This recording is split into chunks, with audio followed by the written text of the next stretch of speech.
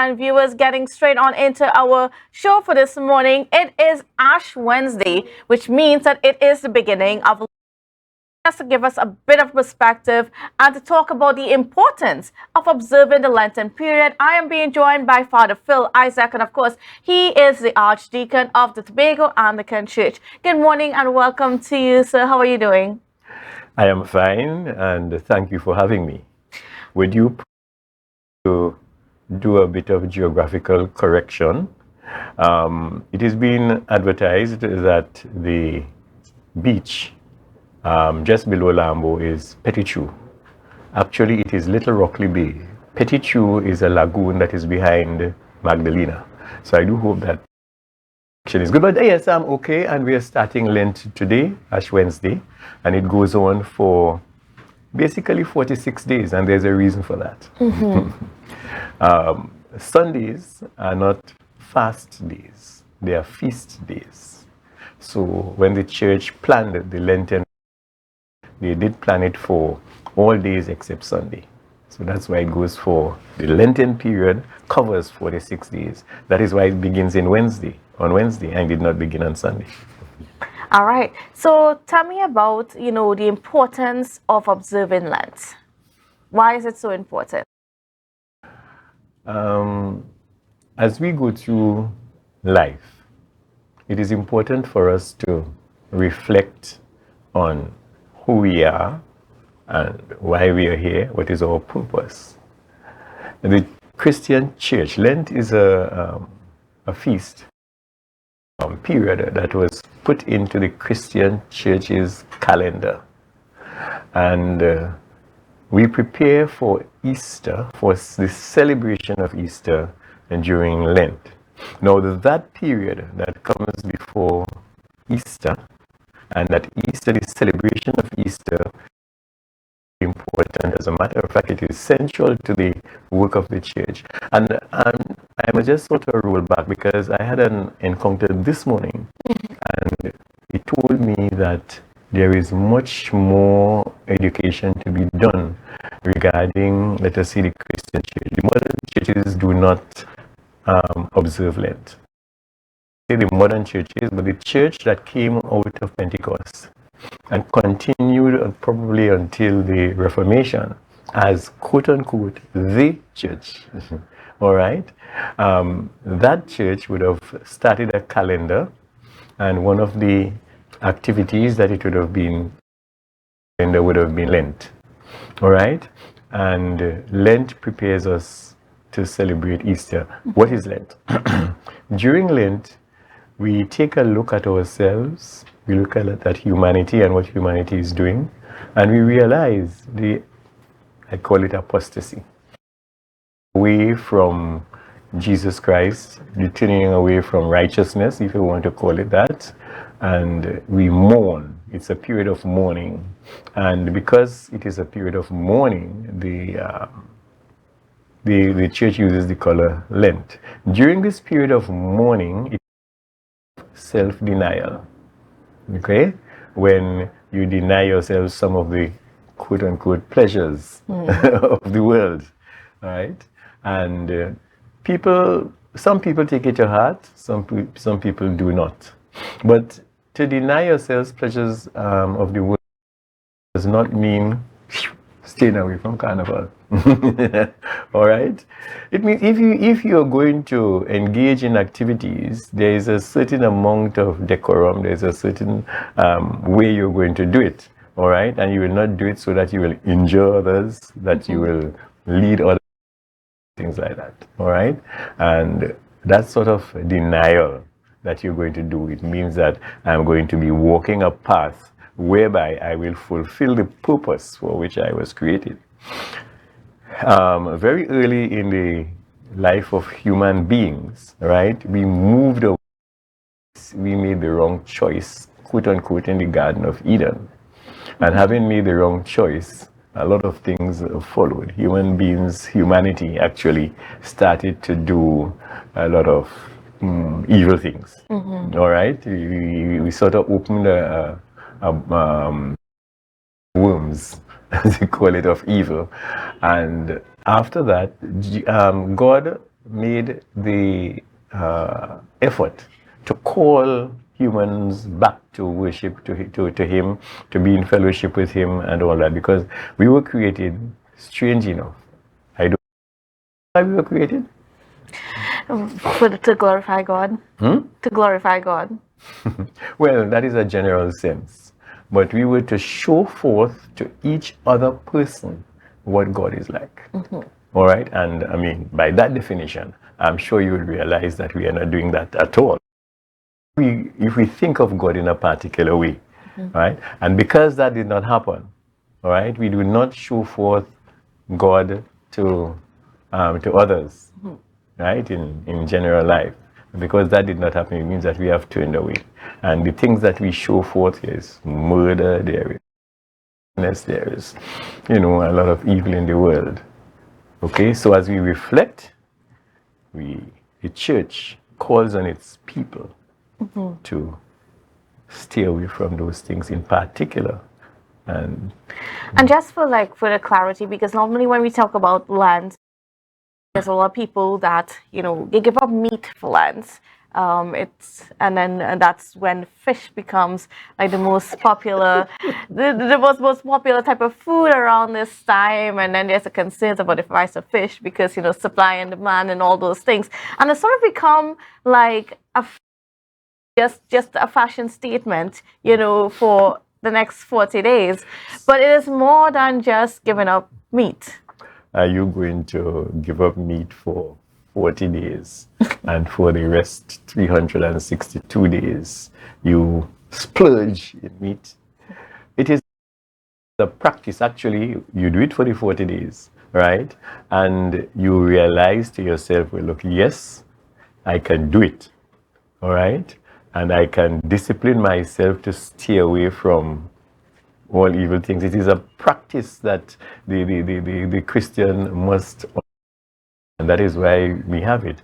To stay away from meat, to stay away from fish, well, it is now being commercialized, Yes. right? As everything else. But all the fast food chains have it. Yes. But that denial of food, remember, Jesus said in the desert, man shall not live by bread. Right? Okay, so we're going to practice.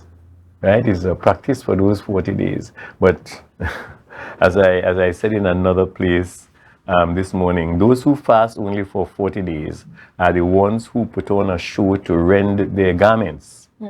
But those who live a lifetime of righteous denial, who truly understand life and have given their hearts joyfully to the Lord. All right? I had a different, another presentation this morning, and I used those words, right? We say that because we are sorry for our sins. In the old days, they used to tear the garments, all right, and ashes, all right, to say that I am fasting, or that I am sorry. But you do that for sure. When you do that, you must really do it from inside. You must come from deep inside, and you must be able to control. You must be a self-controlled person all your life. All right? You do things in moderation. Whatever you're going to do. If you eat the meat, you're going to eat the meat in moderation. All right? Yes, it is good to practice. And I'm saying that period of 40 days is a practice. All right? For you who are going to, during your life, this is what I deny myself. They deny themselves sweets, they deny themselves alcohol, they deny themselves drinking juice and all this kind of thing. Okay, when you decide to diet, what happens? You're going under the same kind of discipline that you're going under. And to stay slim, what is going to happen? Are you going to diet for 28 days?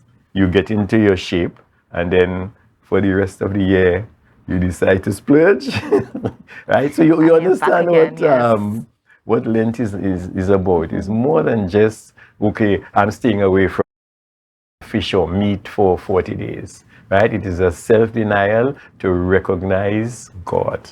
All right? Is there any special message that the Anglican Church is sending it to their parishioners for this year's Lenten period? Well, the way is the same. It does not change. Okay? we are going to go into the period of fasting. During this time, we ask for reflection. Look at your life. Look at the way in which you interact with others. Are you doing unto others as you would have others do unto you? Right? Which is the ultimate. That is what Jesus asks to do. Right? What the devil says is that do whatever you wish, and that shall be the whole of the law. And you can see the contrast there. So we continue to ask people during the look at you, introspect, all right, and see if you how close you are going to achieve that. All right. In 1 Corinthians chapter 13, verses 4 to 8, it has well, I'll call it love. All right, and it starts by love is kind, love is not puffed up, and it goes on, right?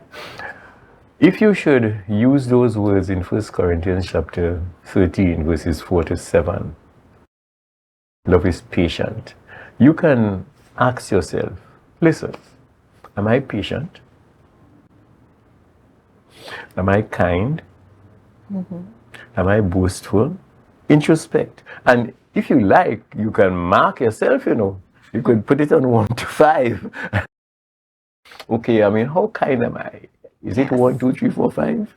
Well, if I'm 2, can I go up to 5? Right? And we can use those words and we can introspect for the period of Lent that is coming up. Do you think a lot of people in our society take this period of time seriously? I don't think I know. They don't. All right? They don't. And as I said earlier, is that there are a lot of persons who jump into Lent, right? And the gallery, let me call it this way. They play carnival for Lent, and listen to me.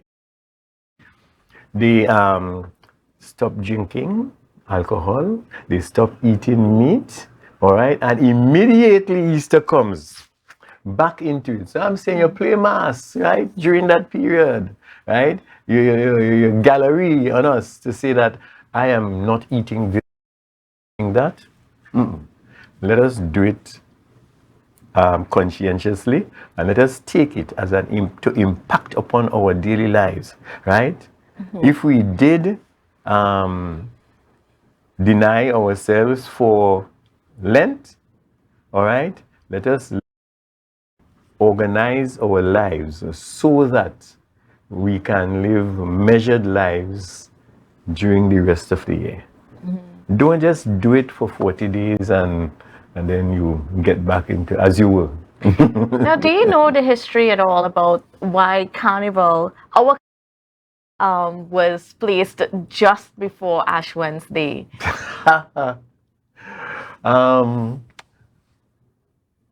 Lent did not start as 40 days, right? Lent started as a 2-day fast in preparation for baptism on Easter Sunday. And I think it was in the 6th century or thereabout that the church, in doing its calendar, decided that we are going to do a 40-day fast. And as they started looking at the 40-day fast,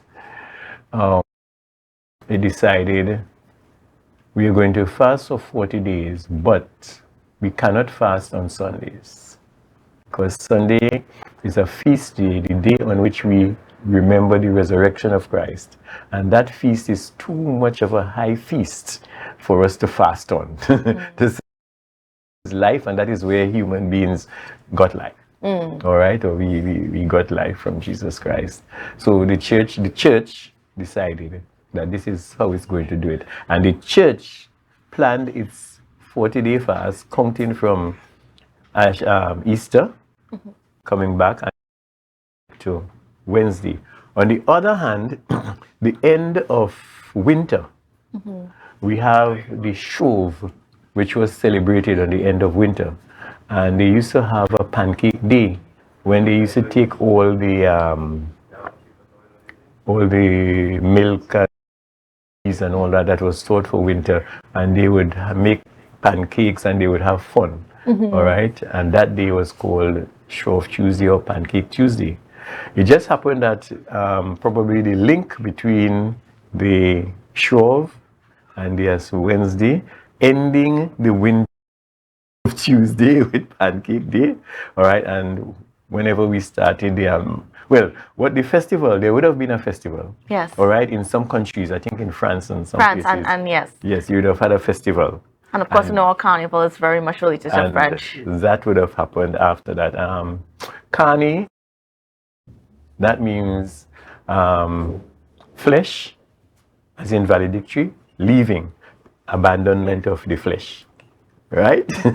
So on that day when they had the Pancake Day and all that, they really had Carni Valley. They had abandonment of the flesh. And the next day, what happened, the Christian church, as a matter of fact, and more or less the Catholic church, started Ash Wednesday. And because they start Ash Wednesday on that day, right, they went That's into how we have ashes it. and all that time. All right. Well, that's how we're going to have to wrap things because we're kind of out of time for our segment. I was enjoying it, but I want to thank you so much, Father Phill, for coming on with us. But viewers, don't worry, we got a whole lot more coming up for us, for you on the program this morning. So don't go anywhere. We'll be back after this break.